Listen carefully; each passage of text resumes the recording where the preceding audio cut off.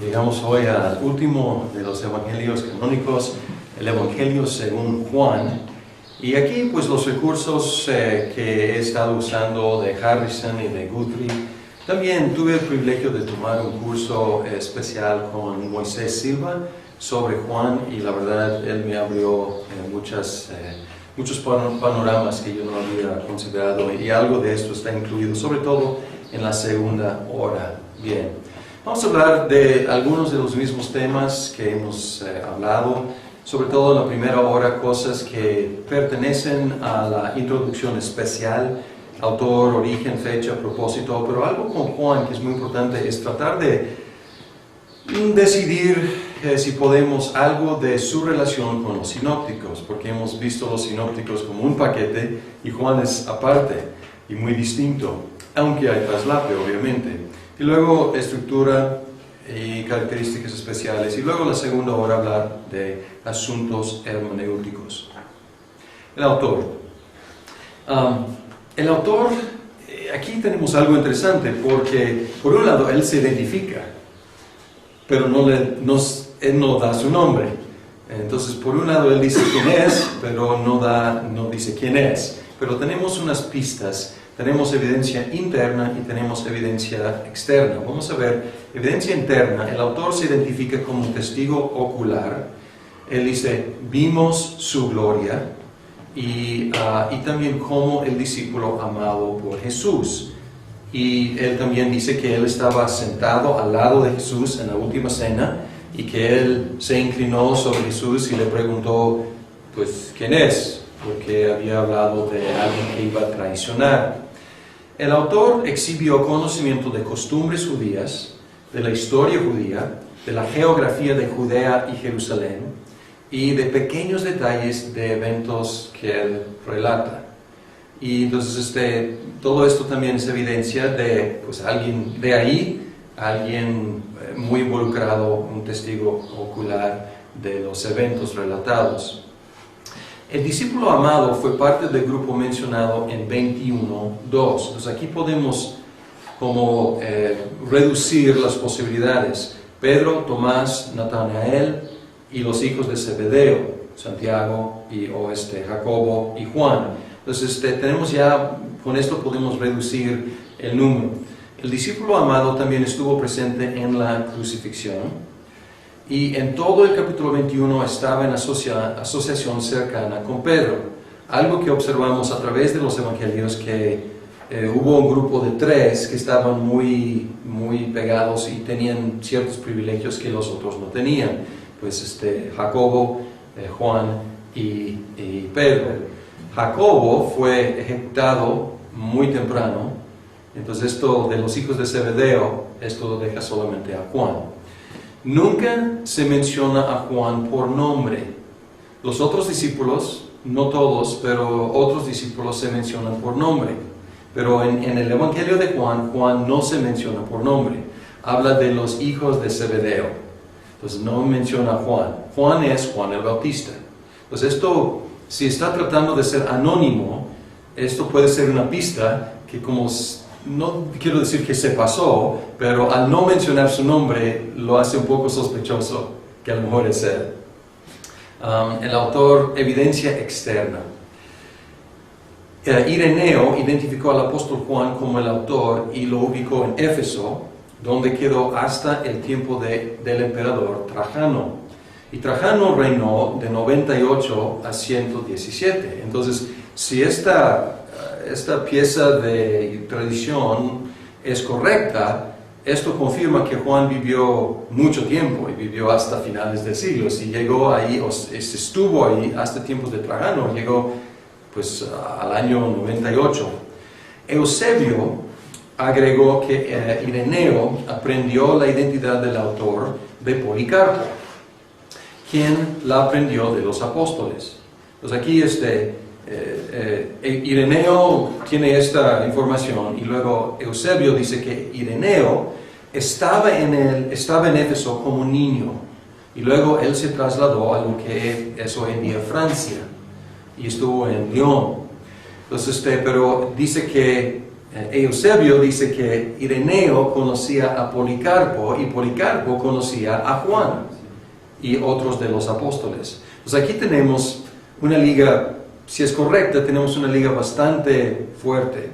No es, pues escuché en la calle, o sea, escuché más bien, según este relato, que Ireneo escuchó de alguien que conocía a Juan. Entonces, después de Ireneo, todos, Tertuliano, Clemente de Alejandría, Orígenes, aceptaron que el apóstol Juan fue el autor. Y no hay otro candidato con mucho apoyo.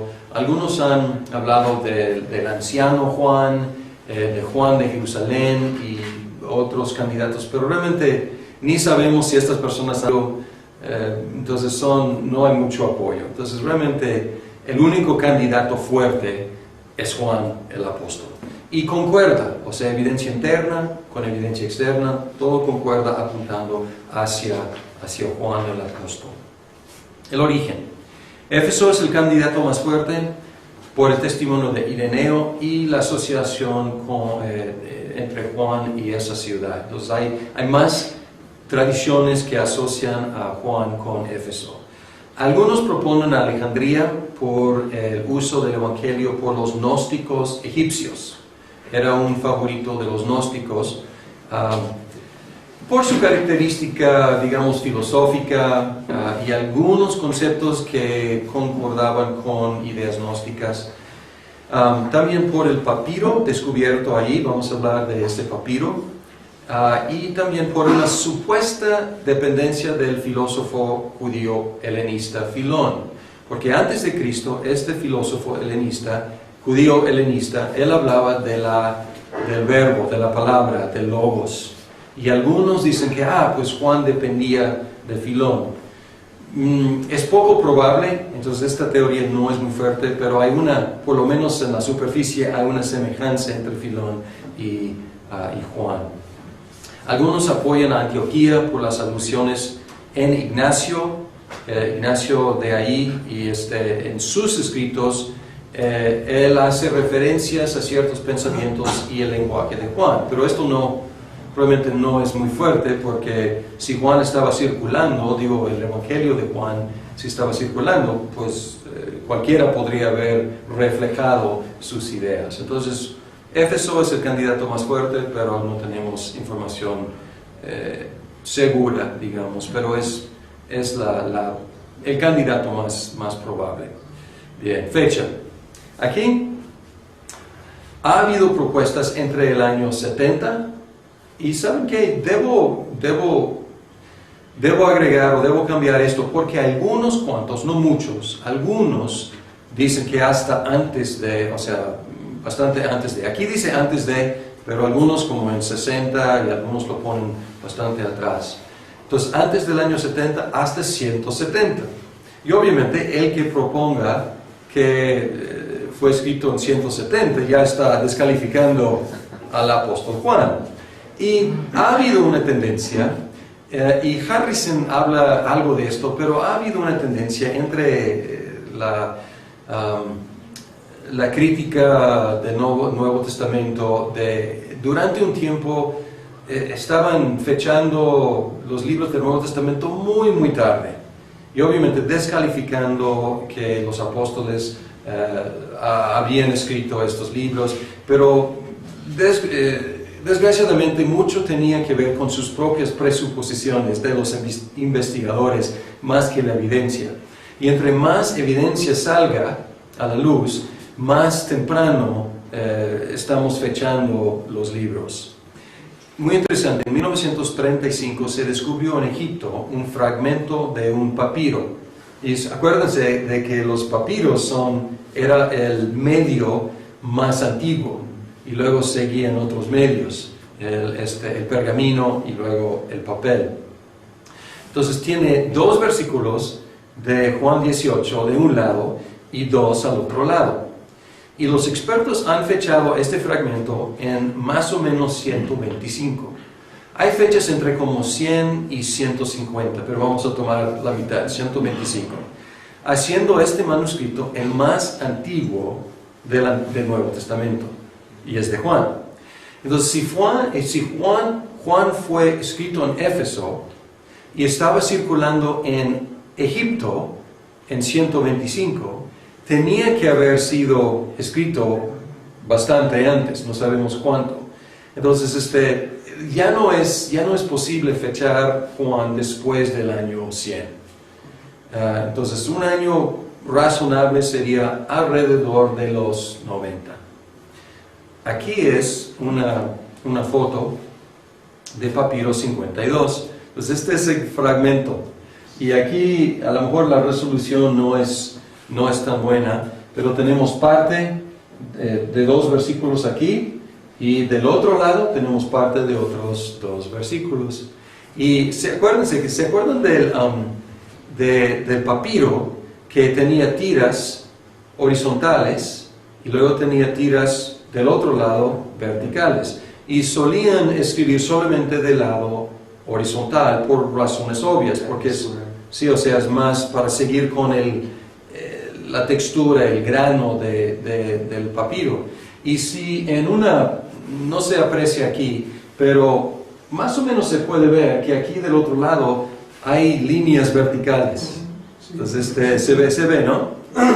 Probablemente en la cámara no va a verse, pero aquí en la computadora y en la presentación de PowerPoint se aprecia que aquí se puede ver las líneas verticales. Entonces, pues algo que hablamos, y aquí estamos viendo una foto del manuscrito más antiguo del Nuevo Testamento.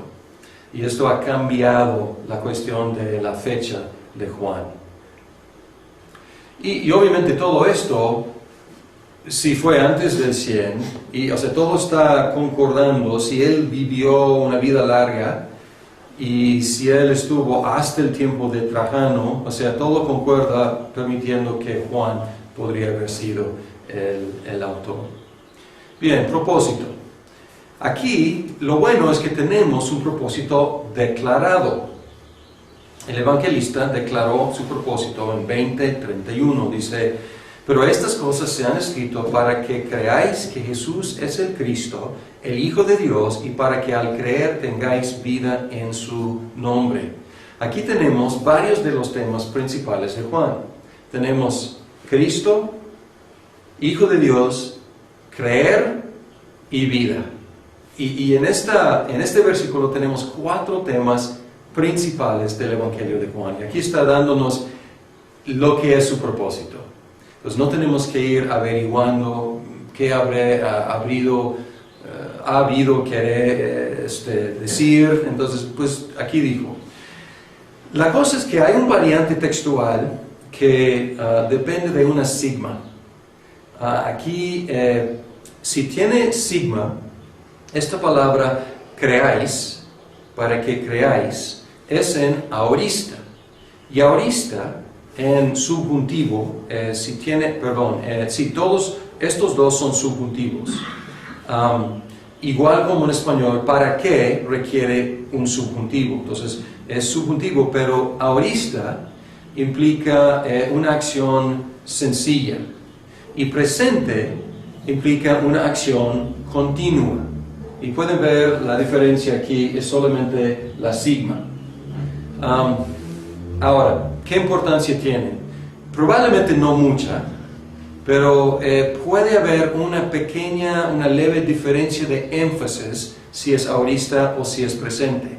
Lo malo es que, o lo difícil, no lo malo, lo difícil es que la evidencia está bastante dividida en cuanto a los manuscritos. Y aorista enfatizaría probablemente la conversión, para que lleguen a creer, para que pongan su fe en Cristo. Y esto tendría un énfasis evangelístico. Y si es presente, enfatizaría la continuación en la fe. En otras palabras, para que sigan creyendo, para que sean confirmados en su fe y sigan creyendo.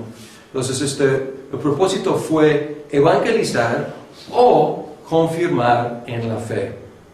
Sin embargo, no me gustaría distinguir mucho entre la fe inicial y la fe progresiva y continua. No tenemos que oponer estos dos conceptos. ni tenemos que decidir, y en castellano realmente está bien porque no distinguimos entre estos tiempos.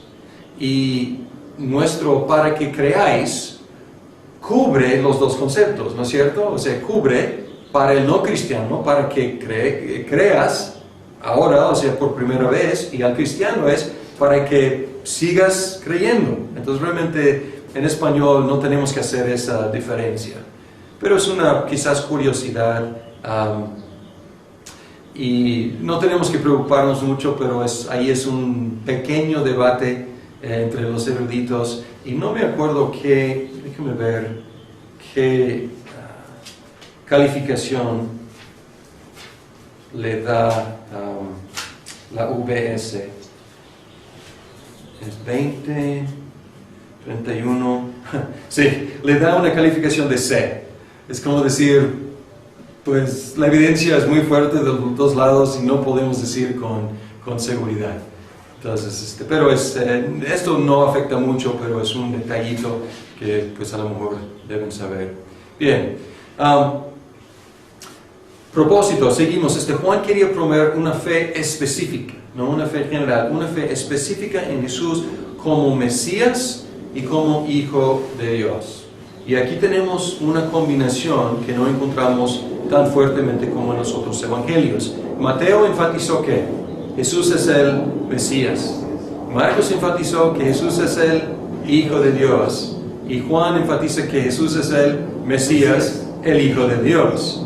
Y también esta cuestión de la vida eterna que se encuentra en Jesús. Otro tema muy importante en Juan.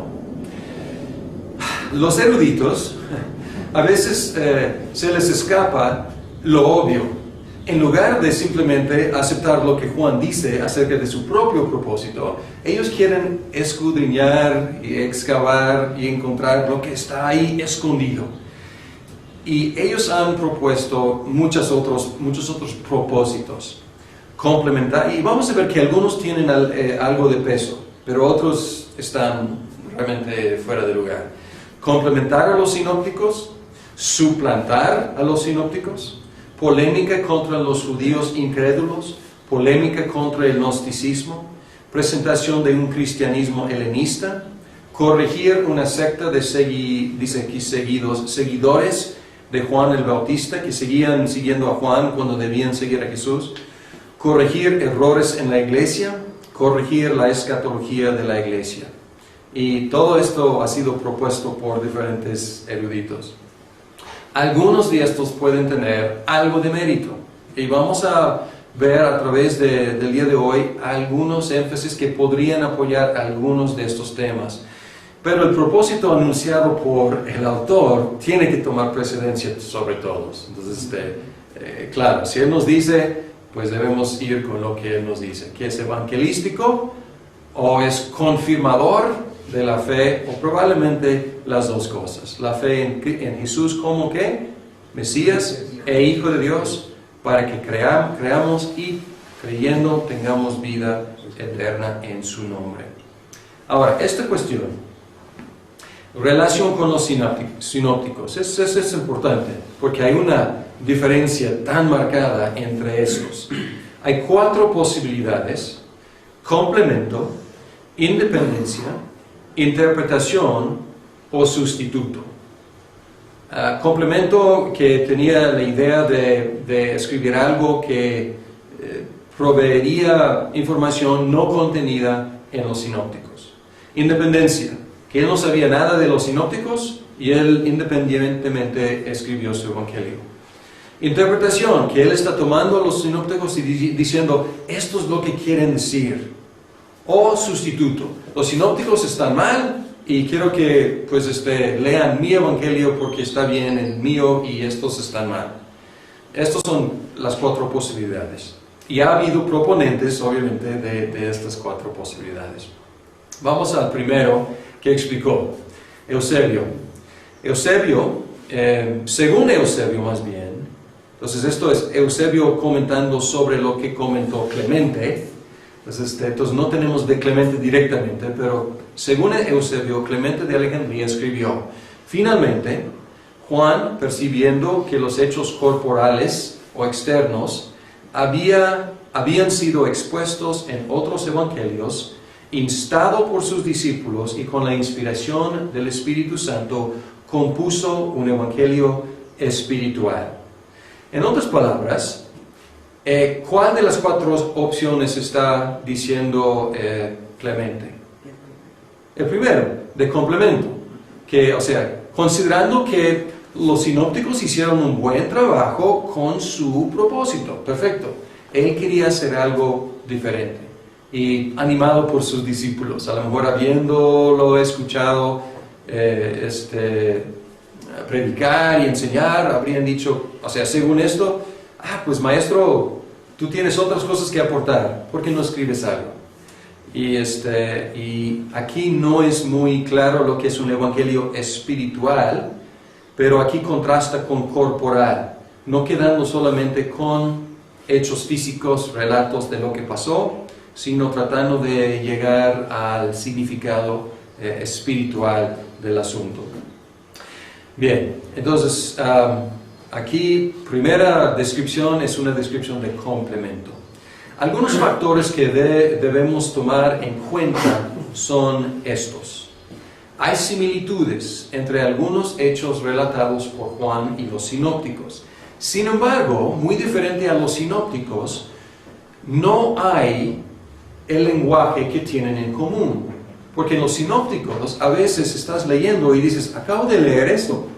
Pues estás leyendo Marcos y dices, me suena exactamente esta expresión y encuentras las expresiones, el lenguaje exacto. Entonces parece por eso toda la teoría de la dependencia literaria. Pero aquí parece que no hay dependencia literaria. O sea, porque no hay, o por lo menos no tan directa. Porque no está usando el mismo lenguaje, usa el lenguaje muy distinto. Por ejemplo, estos son los relatos que tienen en común. Juan el Bautista, llamamiento de los discípulos, alimentación de los 5,000, el viaje en el mar, la confesión de Pedro, la entrada triunfal, la última cena y partes de la pasión. Esto tienen en común. Sin embargo, hay, si podemos llamarlas omisiones, cosas que están en los sinópticos, pero que por alguna razón Juan no incluyó.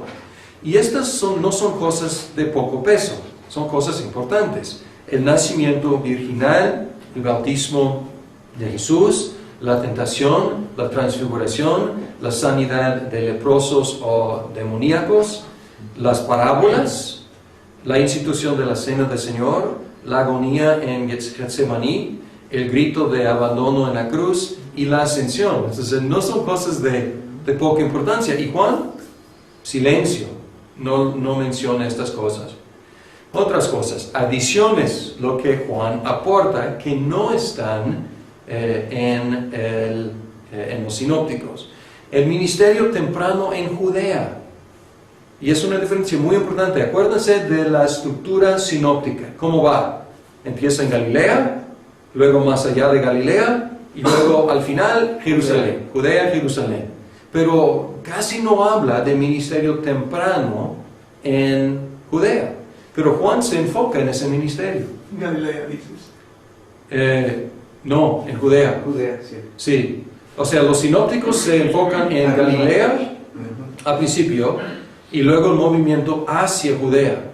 Juan empieza en Judea. Entonces el ministerio al principio está en Judea, en Juan. Entonces es bastante diferente. Y con diferentes visitas a Jerusalén que no están registradas en los sinópticos, en diferentes fiestas de los judíos. Muy importantes las fiestas. ¿Y Jesús, dónde está Jesús? Está en Jerusalén durante las fiestas. Los sinópticos, silencio, no dice nada. El milagro en Caná, cambiar agua en vino. Los encuentros entre Jesús y Nicodemo, la mujer samaritana, la sanidad del cojo y el invidente en Jerusalén, la resurrección de Lázaro, el lavamiento de los pies de los discípulos, de los discursos de despedida y partes de la pasión. Entonces, cosas de no poca importancia. Él agregó y los sinópticos no dicen nada. También diferencias en la presentación. Menos narración y más discurso. Juan está lleno de discurso. Jesús es como rabí judío en lugar de predicador popular. En los sinópticos, ¿dónde está predicando Jesús? A las multitudes. Y en Juan, ¿con quién está interactuando? Con los líderes judíos y con grupitos. Y más como rabí judío en su argumentación. Diferencias en la historia y en el orden cronológico. Una diferencia clásica es la limpieza del templo, que en los sinópticos es hasta el final y es el detonante para que dicen, no, pues ya, para que digan que ya tenemos que matarlo. Y en Juan es al principio del ministerio. La duración del ministerio de Jesús. En Juan él registra 2 años de acontecimientos, o sea, contando con las fiestas, pero podemos detectar 3 años en los sinópticos. La fecha de la última cena y la crucifixión, y parece aquí, es un estudio interesante porque parece que posiblemente estaban usando calendarios diferentes para decir cuándo pasó la última cena y la misma crucifixión. Toda esta información, estos factores, tienen que tomarse en cuenta para tratar de decidir qué relación tienen los sinópticos con Juan. Larry, algunos dicen que hubo 2 limpiezas del templo. Sí, vamos a hablar de esto. Es una solución posible. Y todo esto tiene, o sea, ha habido explicaciones de todo esto, pero algunos explican, como mencioné, como complemento, otros como independencia, otros como interpretación y otros como sustituto. Entonces, ha habido varias explicaciones de estos factores, pero son los factores que tenemos que tomar en cuenta. Algunos de estos factores son más fáciles de explicar que otros. Y ha habido muchísimo debate erudito sobre explicar estas diferencias. Okay. Sin embargo, nada requiere un rechazo de la perspectiva de Clemente. No tenemos tiempo para meternos en cada detalle aquí.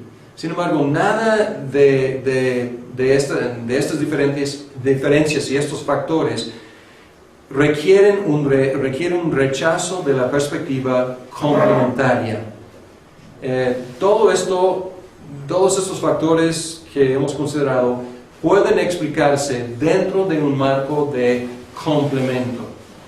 Entonces dices, ¿por qué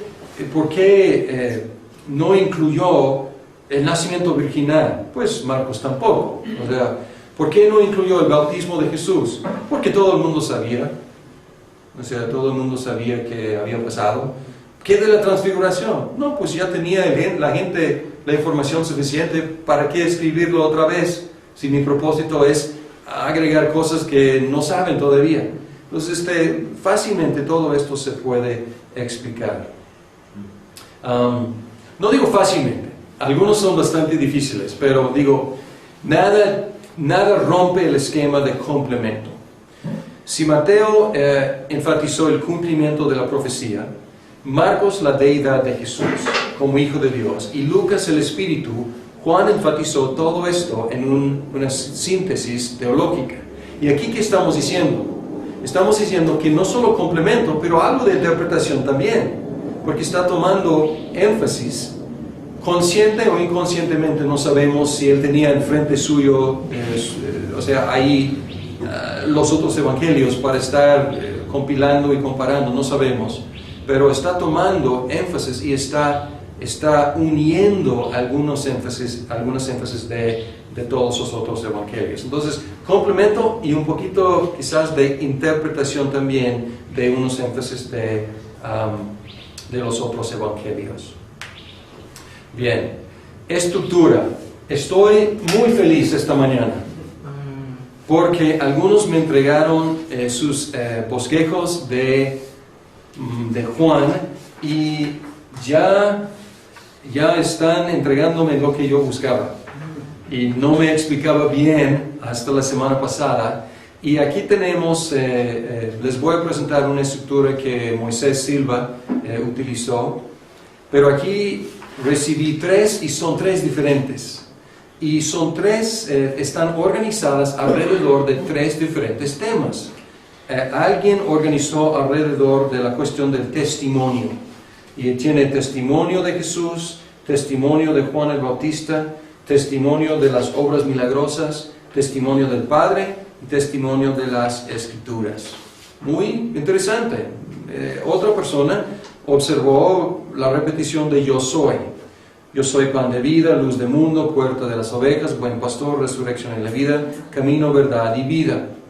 Esto, y también hay algunos versículos en el capítulo 8 que son yo soy sin predicado, cosa que vamos a ver en la segunda hora. No dice yo soy algo, dice simplemente yo soy.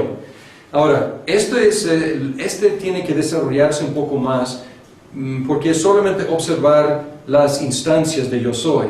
Ahora hay que ver si se puede organizar todo el Evangelio alrededor de este concepto de yo soy. Entonces es una tarea que requiere un poco más trabajo.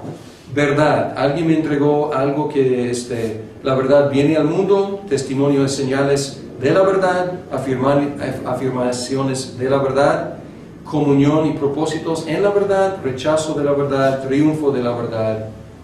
Entonces alguien agarró la idea de verdad, que es un tema muy importante en Juan, y organizó su bosquejo alrededor de esto. Es lo que he estado buscando, pues interactuar y tratar de encontrar un concepto mayor y organizar o ver la estructura según algún concepto mayor. Aquí Moisés Silva agarra otro concepto, y el concepto es gloria. Y aquí tenemos introducción y epílogo. Primer capítulo, introducción. Pues último capítulo, epílogo. Y luego el doctor Silva dice, Jesús revela su gloria al mundo, y luego Jesús revela su gloria a sus discípulos. Y la primera sección termina con incredulidad, y la segunda sección termina con fe. Entonces esto es una forma, se me hizo como muy sencilla, esta estructura de dividir básicamente en dos secciones alrededor del tema de gloria, pero gloria revelada con una respuesta negativa, y luego gloria revelada con una respuesta positiva. Entonces hay paralelismo y también hay contraste. Entonces se me hizo pues bastante buena esta estructura. No digo que sea la definitiva, pero quise presentarles esta como una opción también, además de las buenas opciones que me están presentando. Muy bien. Algunas características especiales. Tenemos continuidad entre el Antiguo Testamento y Jesús como el cumplimiento de él, o sea, del Antiguo Testamento. ¿Se acuerdan de que alguien ha propuesto que Juan quiso presentar un evangelio helenista? Y hay elementos helenistas en Juan. Sin embargo, al decir esto es ignorar los fuertes enlaces que Juan tiene con el Antiguo Testamento. No es tan obvio a veces como en Mateo. Mateo dice que esto aconteció para que se cumpliera la profecía escrita en tal lugar. Entonces él dice, o sea, está ahí directamente diciendo su propósito, ligando el Antiguo con Jesús. Juan es a veces más poético, más sugestivo, pero está ahí el Antiguo Testamento y los enlaces muy fuertes durante todo el Evangelio. Juan es el Cordero de Dios. O sea, no puedes hablar del Cordero de Dios a un judío sin que piense en los sacrificios y sobre todo en la Pascua. Todo el Antiguo Testamento habla de Jesús. Jesús así desafió a sus interlocutores. Ustedes leen las Escrituras porque piensan que así tienen vida eterna, pero son ellas que hablan de mí. Si creyeran a Moisés, creerían en Jesús o a Jesús. Aquí hay una continuidad. Si crees en el Antiguo, vas a creer en mí, dice Jesús. El maná anticipó a Jesús como pan de vida. La venida del Espíritu cumplió la Escritura. Ahí hay una dificultad porque no es muy obvio a cuál Escritura se refiere, porque no hace como Mateo hace. Esto se cumplió para que se cumpliera tal Escritura. Pues aquí dice, se cumplió la Escritura, no dice cuál.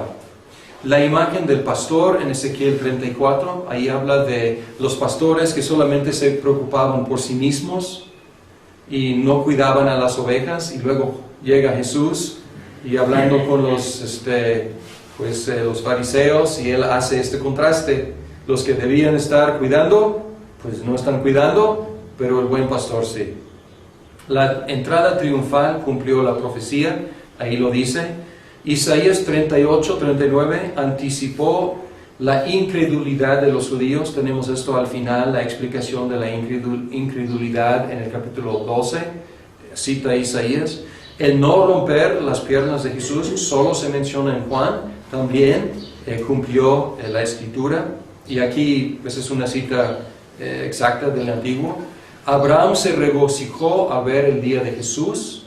La visión de Jacob, que vio ángeles subiendo y bajando entre cielo y tierra, se cumplió en Jesús. La serpiente en el desierto anticipó la crucifixión de Jesús. Jesús citó a Moisés para apoyar su uso del día sábado. Isaías vio la gloria de Jesús y habló acerca de él. Isaías profetizó el ministerio de Juan el Bautista. Esto está en los 4 evangelios.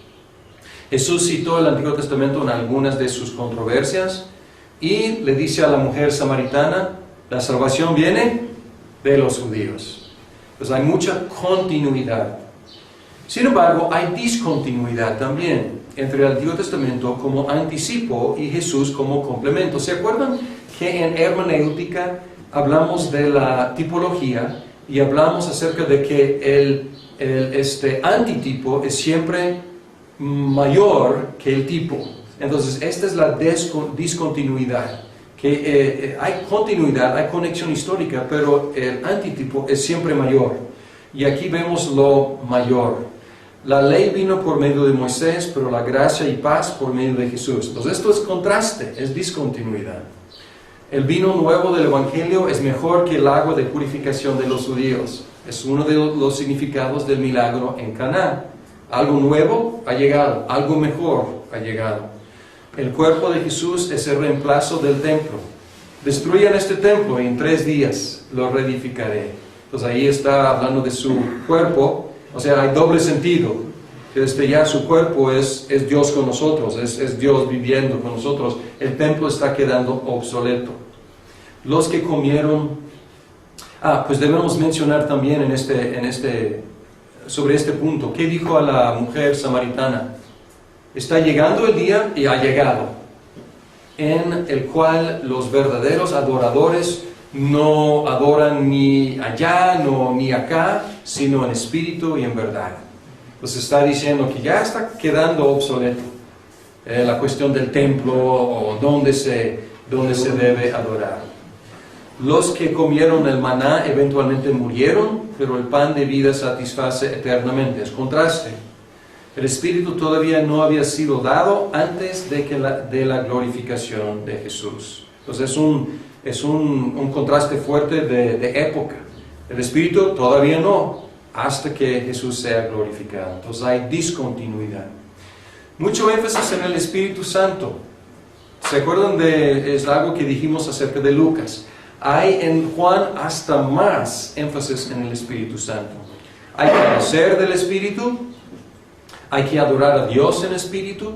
El Espíritu es dado después de la glorificación de Jesús, y en el discurso final con los discípulos, el Espíritu estaría en lugar de Jesús, morando en los creyentes, enseñándolos, recordándoles de las palabras de Jesús, convenciendo al mundo de su pecado y guiando su pueblo en toda la verdad. Y del lado de Jesús fluyó agua, asociada con el Espíritu en el discurso con Nicodemo.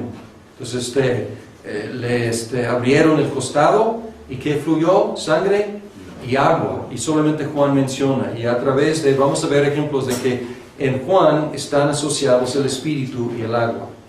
Jesús resucitado, sopló sobre sus discípulos y les dio el Espíritu Santo. Un relato que solamente en Juan sopló sobre ellos y dijo, reciban al Espíritu Santo. Y tiene algunos grandes temas: luz, vida, amor, verdad, morada, fe, incredulidad y yo soy. Y no puedo creer que yo omití el tema quizás más grande, que es gloria. Voy a tener que corregir esto. Gloria es un tema, y según algunos, como Moisés Silva, dice que es el tema de Juan, la gloria de Dios manifestada en Jesús. Bien, otra característica, falta de movimiento a causa del alto porcentaje de material discursivo. No hay mucho movimiento, no hay mucha actividad, pero hay mucha interacción, mucho platicar. Y el retrato de Jesús, diferentes características. Las palabras de Jesús suenan como los relatos de Juan. Esto es interesante porque en Juan, Jesús habla como Juan escribe. Y hay un ejemplo clásico, está hablando con Nicodemo. Y ahí tenemos Jesús diciendo a Nicodemo, tienes que nacer de nuevo, etc. Y luego sigue el capítulo y no sabemos dónde termina el diálogo. Cuando llega a Dios amó tanto al mundo que ha dado a su Hijo unigénito, ¿es Juan hablando? ¿O es Jesús diciendo esto a Nicodemo? No sabemos. Porque es las palabras de Jesús y las palabras de Juan como se fusionan. Y aquí pues no tenemos, no está tan marcado como en los evangelios, los sinópticos, las citas, las conversaciones aquí, y por otro lado los relatos. Y aquí está como fluido. La relación filial de Jesús con Dios. Mi Padre, mi Padre, mi Padre. O sea, mucho énfasis en que Jesús es Hijo de Dios y esta relación filial. Detalles que revelan la humanidad de Jesús. Empieza diciendo del verbo preexistente y luego habla del verbo hecho carne. Y Él se cansó, estuvo triste, lloró, lavaba pies, servía vino, o sea, hacía cosas domésticas, cosas humanas. Mesías, que ya mencioné varias veces, Rabí, que ya mencioné, el Logos, un concepto que vamos a ver, creo que en la segunda hora, Cordero de Dios. Entonces, todas estas son diferentes presentaciones de Jesús, aspectos de la presentación que Juan hace de Jesús. Otra cosa es lenguaje muy sencillo y vocabulario muy restringido. Y ustedes saben que están tomando griego conmigo. ¿Qué libro estamos utilizando para ensayar? Juan. Y es cuando uno está leyendo o aprendiendo griego, Juan es un libro que te anima mucho. Porque dices, pues puedo leer, porque está muy sencillo y muy poco vocabulario. Y hay mucho parataxis. Igual como en Marcos, que simplemente y. O sea, un concepto y otro concepto y otro concepto y simplemente liga con y. O sea, muy sencillo el lenguaje. Al mismo tiempo, tiene un pensamiento sumamente profundo. Y aquí tenemos algo de una obra, la verdad, maravillosa, porque muchas veces cuando los autores hacen una obra de mucha profundidad, nadie la entiende porque usan lenguaje impenetrable, pero Juan ha podido lograr combinar estos dos conceptos.